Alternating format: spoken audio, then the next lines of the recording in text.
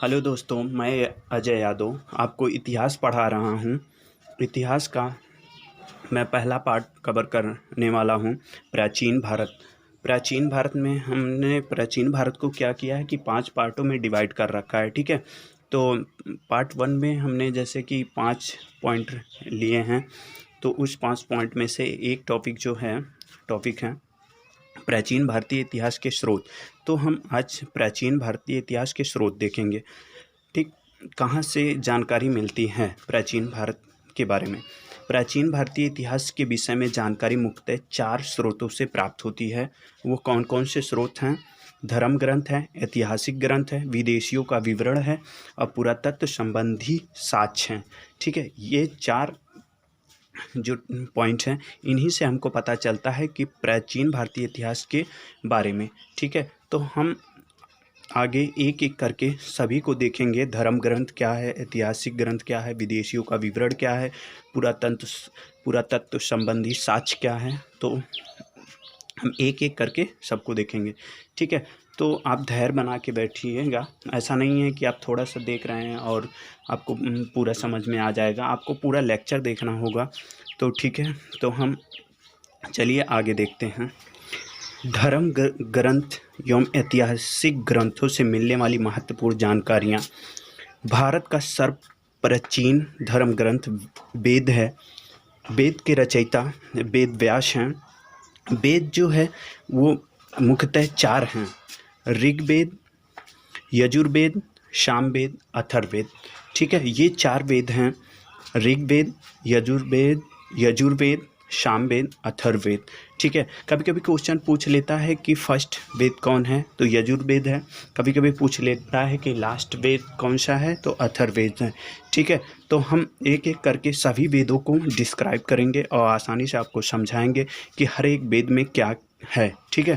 तो ऋग्वेद में कौन कौन से पॉइंट इम्पोर्टेंट हैं, आपको याद करने लायक है, वो पॉइंट को हम यहाँ लेके आए हैं और इन्हीं पॉइंट को आप ये ध्यान दीजिएगा।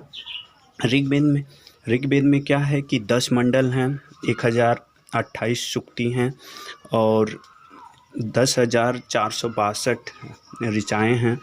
और इसके तीसरे मंडल में सूर्य देवता सावित्री को समर्पित प्रसिद्ध गायत्री मंत्र है। 8वें मंडल को हस्तलिखित ऋचाओं को खिल कहा जाता है।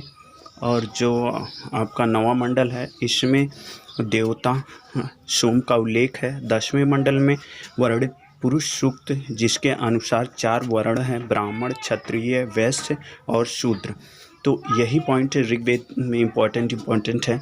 इसको आप केयरफुली पढ़ लीजिएगा। हाँ, इस वीडियो में ही पढ़ने से नहीं आपको सारी चीज़ें याद हो जाएगा, आपको बुक का सहारा लेना पड़ेगा। तो प्लीज़ आपसे रिक्वेस्ट है कि बुक भी पढ़ें, ये भी लेक्चर भी देखते रहें, वीडियो भी देखते रहें। ऐसा नहीं है कि वीडियो मत देखें। तो आप बुक अधिक से अधिक बुक भी पढ़ने की कोशिश करें, ठीक है। बुक पढ़ेंगे तो आपको ज़्यादा समझ में आएगा, ठीक है। तो यजुर्वेद, यह एक ऐसा वेद है जो गद्य एवं पद दोनों में है।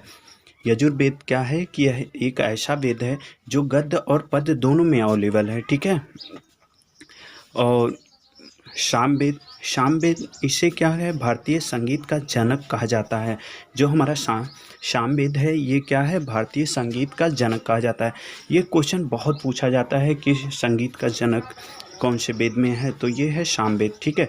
तो ये पॉइंट, दोनों पॉइंट है। यजुर्वेद का जो गद्य पद दोनों में यजुर्वेद एक ऐसा वेद है जो गद्य और पद दोनों में अवेलेबल है, ठीक है। और जो सामवेद है, ये संगीत का जनक माना जाता है। तो ये दोनों पॉइंट को आप याद कर लीजिएगा। और यही पूछा जाता है एग्ज़ाम में अक्सर, सामवेद से और यजुर्वेद से। तो आप इन दोनों चीज़ को केयरफुली याद कर लीजिएगा। अथर्ववेद, यह वेदों में लास्ट वेद है, अथर्ववेद, ठीक है। इसमें कौन कौन से पॉइंट इम्पोर्टेंट है, आइए देख लेते हैं।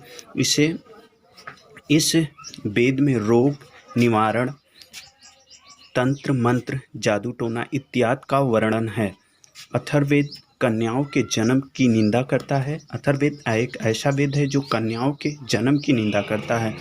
इसमें सभा एवं समिति को प्रजापति की 2 पुत्रियां कहा गया है। इसमें जो है सभा एवं समिति को प्रजापति की 2 पुत्रियां कहा गया है। नोट, सबसे प्राचीन जो वेद है वो ऋग्वेद है, सबसे बाद का जो वेद है वो अथर्ववेद है। कुछ इम्पोर्टेंट बुक हैं उनको भी देख लेते हैं, जैसे कि राजतरंगिणी के लेखक हैं कल्हड़, जजनामा अली अहमद, अष्टाध्यायी पढ़नी। ये कुछ मोस्ट इम्पॉर्टेंट बुक हैं जो कि आपको याद रखना है, जो कि अक्सर एग्ज़ामों में पूछ लिया जाता है। तो ठीक है, ये सब याद रखिएगा और इस वीडियो में इतना ही।